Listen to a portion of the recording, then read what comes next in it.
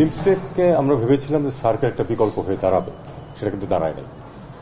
কারণ মিয়ানমার যতক্ষণ শান্ত না হবে ততক্ষণ বিমস্টেক সত্যিকার অর্থে খুব ইফেক্টিভ কিছু হতে পারবে না।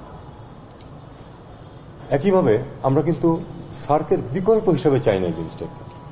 সার্ক একটা এন্টিটি যেটাকে আমরা চাই যে ভাইব্রেন্ট হোক, এবং আমি আপনাদেরকে এটুকু বলতে পারি চিফ অ্যাডভাইজার নিজেও খুব আগ্রহী সার্ক পুনরুজ্জীবনের ব্যাপার।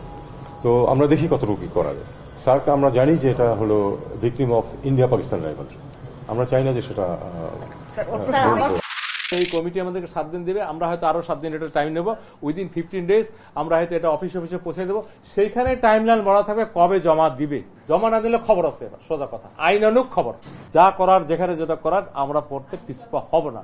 আমাদের কোনো ওই পাওয়ার রিসার্চ করতে হবে না, উইল সেলফ গাইডেড, বিধি মোতাবেক কাজ করব, সাহসের সাথে কাজ করব। আমরা অহেতুক অপচয় বা অহেতুক যে সেগুলো আছে সেগুলো আমরা ডেফিনেটলি যুক্তিসঙ্গত করব। আর প্রজেক্টে ডক্টর ওয়াহিদুল মাহমুদ দেখবে যে যেগুলো অলমোস্ট কমপ্লিট সেগুলোতে ইস্যু করবে, আর কতগুলো আছে পাইপলাইনে। কারণ ওটার সাথে আবার ইআরডির আমার সম্পর্ক আছে, টাকা পয়সা আনা। তারা যদি বলে আমরা কন্টিনিউ করবো না, তো ডোনারদের বলবো না করবো না। এই মাসের মধ্যে কি আপনারা এই এক্সারসাইজটা করবেন?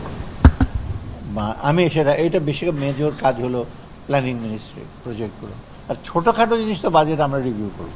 এমনি ওদের ক্যাশ কম থাকবে, কিন্তু ওটা কোনো মিউটিলেটেড না আমাদের এখানে রাখবেন ওখানে রাখবেন, এই মানি ব্যাগের ভাঁজ হয়ে যাবে, এগুলো হয়। এগুলো আমরা চেষ্টা করেছি, আমার সময় থাকতে যে টাকাটা আরও ডিউরেবল করা যায় না, এগুলো হবে।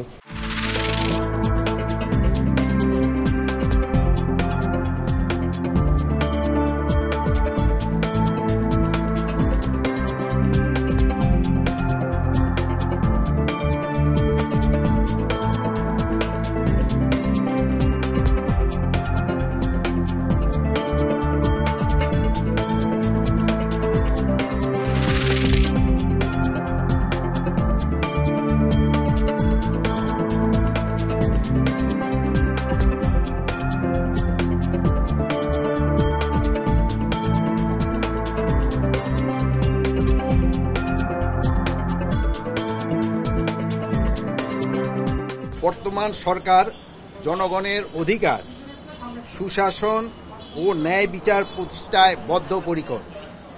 শুধু স্বরাষ্ট্র উপদেষ্টা হিসাবে নয়, একজন সাধারণ নাগরিক ও সেনাবাহিনীর প্রাক্তন সদস্য হিসাবে আমি বিডিআর হত্যাকাণ্ডের ন্যায় বিচার চাই। সঠিকভাবে এই হত্যাকাণ্ডের পূর্ণ তদন্ত ও ন্যায় বিচার প্রক্রিয়া শীঘ্রই শুরু করা হবে।